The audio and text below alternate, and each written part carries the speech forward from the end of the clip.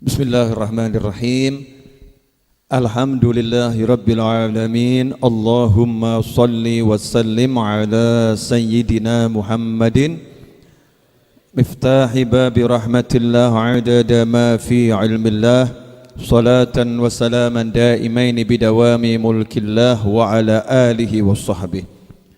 Allahumma salli ala sayyidina Muhammadin salatan taftahu biha lana futuhal arifin wa tufaqihuna biha fid din wa ala alihi wa sahbihi. Assalamualaikum warahmatullahi wabarakatuh. Alhamdulillah, Jumat ini diizinkan kembali oleh Allah Ta'ala untuk duduk bersama cari ilmu. Mudah-mudahan kita terus diberi kesempatan sampai nanti akhir usia tetap cari ilmu, istiqomah, husnul khatimah. Amin, Allahumma amin. Saya tadi menyimak khutbah Jumat di Masjid Jami As-Segaf yang disampaikan oleh Syekh Ali Jabir. Semoga Allah panjangkan umurnya dalam kesehatan dan ketaatan. Ada satu hal yang menarik yang beliau sampaikan. Kata beliau, saya kalau ke Solo, saya wajibkan diri saya untuk berkunjung ke masjid ini, Masjid Jami As-Segaf. Kenapa? Kata beliau, kenapa? Karena saya pengen menyambung silaturahim dengan orang-orang yang punya hubungan kekerabatan dengan baginda Muhammad SAW. Karena saya pengen dengan menyambung hubungan dengan kerabat Nabi Muhammad SAW, saya berharap Nabi Muhammad SAW senang dengan saya. Saya berharap mendapatkan cintanya Nabi Muhammad SAW. Nah, inilah amalan para sahabat. Sahabat-sahabat besar seperti Sayyidina Abu Bakar As-Siddiq radhiyallahu ta'ala anhu, yang jelas-jelas beliau itu mertua Nabi Muhammad SAW. Yang jelas-jelas putrinya merupakan salah satu kecintaan baginda Muhammad SAW. Yang jelas-jelas beliau adalah kerabatnya Nabi Muhammad SAW. Beliau sendiri mengatakan, aku lebih suka menyambung hubungan dengan kerabat Nabi Muhammad SAW daripada menyambung hubungan kerabat dengan kerabatku sendiri, demi mengharapkan cintanya Nabi Muhammad SAW. Amal yang seperti inilah yang diwariskan oleh sahabat, diwariskan oleh tabi'in, diwariskan oleh para kiai kepada generasi sebelum kita. Untuk apa? Dekat dengan habaib, dekat dengan habib, dekat dengan anak cucu Nabi Muhammad SAW. Kenapa? Karena kalau kita dapat cintanya Rasulullah SAW, selesai, finish. Kalau udah dicintai Nabi Muhammad SAW, selesai. Anta ma'aman ahbabta, engkau bersama orang yang engkau cintai. Mungkin orang-orang yang nasabnya bersambung pada Nabi Muhammad SAW, mungkin ilmunya tidak sehebat ilmumu, mungkin amalnya tidak sehebat amalmu, tetapi beliau punya nasab nyambung pada Nabi Muhammad SAW. Kalau engkau memang mau nyambung silaturahim dengan Nabi Muhammad SAW, maka sambung silaturahim dengan keturunan Nabi Muhammad SAW. Ada dalilnya, Bib? Ada. Contoh, orang yang orang tuanya meninggal dunia, ayahnya atau ibunya meninggal dunia. Kalau mau berbakti kepada orang tuanya, gimana caranya? Dalam sebuah hadis disebutkan, salah satu caranya adalah dengan menyambung hubungan dengan teman-teman ayahnya. Menyambung hubungan dengan kerabat ayahnya. Itu yang akan buat orang tua kita dikubur ridho. Itu yang akan buat orang tua dikubur senang.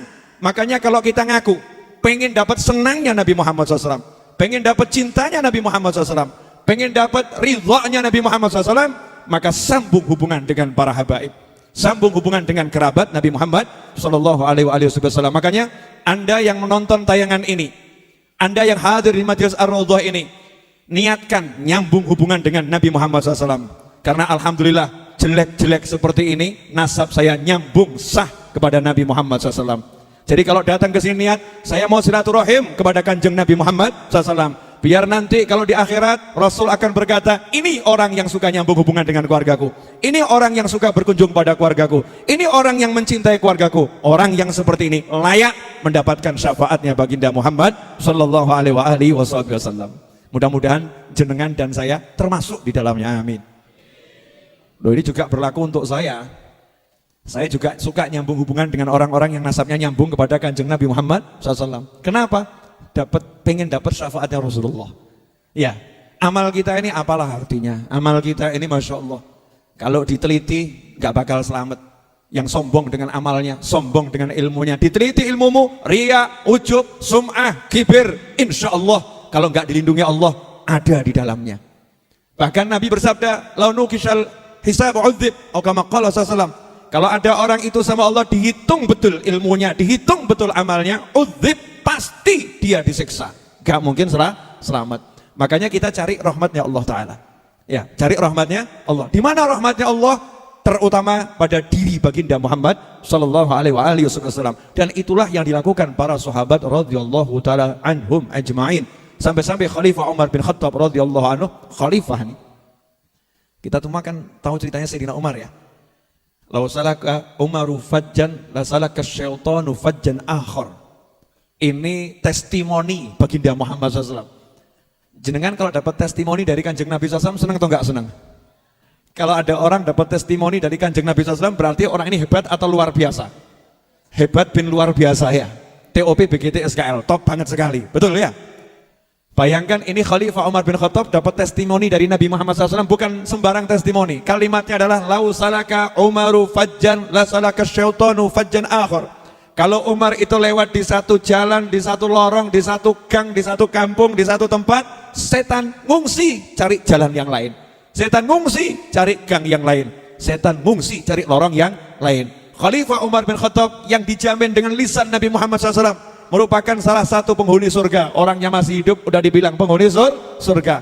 Beliau yang seperti itu di masa kekhalifahannya, di masa pemerintahannya, saat kota Madinah paceklik, tidak turun hujan sekian lama, beliau tidak angkat tangan, ya Allah turunkan hujan, aku Umar, aku mertua Nabi, aku yang dicintai Nabi, turunkan hujan ya Allah. Enggak, beliau berkata, ya Allah dahulu aku bertawasul, dahulu kami bertawasul dengan Nabi Muhammad SAW, sekarang kami bertawasul dengan paman Nabi Muhammad SAW, turunkan hujan, maka turun hujan. Kenapa Khalifah Umar bertawasul dengan Sayyidina Abbas radhiyallahu ta'ala anhuma, paman Nabi Muhammad SAW? Karena Sayyidina Umar pengen menyambung hubungan dengan kerabatnya Nabi Muhammad SAW. Karena Sayyidina Umar menghargai orang-orang yang nasabnya masih senasab dengan baginda Muhammad sallallahu alaihi wasallam. Itulah ajaran para ulama terdahulu. Maka ikuti ulama terdahulu, kita akan selamat. Kalau ngikuti yang sekarang harus teliti. Enggak teliti, ya enggak teliti. Ya, salah ngomong bahaya zaman sekarang. Kalau ngikuti yang sekarang harus teliti. Beli barang kan harus teliti ya. Kalau nggak teliti kadang mereknya sama tapi ternyata produk palsu, betul kan ya? Banyak ada yang seperti itu. Banyak mereknya sama, tapi ternyata produk palsu, KW5, KW6 dan seterusnya. Bapak Ibu hadirin pemirsa dimanapun Anda berada, itu tadi yang saya dapat dari khutbah Jumat, saya ambil intinya terus saya jabarkan. Biar apa? Jenengan dapat yang saya dapat. Syekh Ali Jabir itu ceramah sambil nangis itu. Karena pengen dapat syafaatnya Rasulullah SAW. Karena pengen dicintai baginda Muhammad sallallahu alaihi wasallam. Itu orang yang hafal Quran, hidupnya sama Al-Quran saja masih mau nyambung kerabat. Ya, hubungan kerabat dengan kerabatnya Kanjeng Nabi Muhammad SAW. Masa kita ini yang hafal Al-Ikhlas? Ya, hafal Al-Ikhlas terus kok pede, nggak butuh Habib, nggak butuh cucu Nabi. Ini kan ya naudzubillah min dzalik.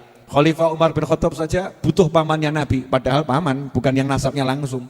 Kalau Habib ini kan nasabnya langsung. Ceramah yang seperti ini ditujukan untuk bukan Habib. Kalau yang Habib ceramahnya lain lagi. Oh ya, jadi kalau sama Habib ceramah saya begini, hati-hati kamu Habib. Kenapa? Karena Habib ini seperti pohon. Rantingnya banyak. Ya, pokoknya itu Kanjeng Nabi Muhammad SAW. Rantingnya ini anak cucunya. Nah, ranting itu kalau kering dipotong dijadikan kayu bakar.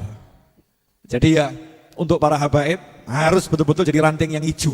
Ya, ranting yang hijau. Kalau dipotong bukan dijadikan kayu bakar, tapi apa? Tumbuh jadi pohon yang lain, tumbuh jadi pohon yang lain, tumbuh jadi pohon yang lain. Pilihan ada di tangan engkau, wahai para habaib. Pengen jadi ranting yang kering jadi kayu bakar, atau ranting yang hijau jadi pohon-pohon yang menghijaukan dimanapun berada. Mudah-mudahan saya dan anak turunan serta semua para habaib dimanapun berada, adanya adalah pohon hijau royo. Amin Allahumma amin.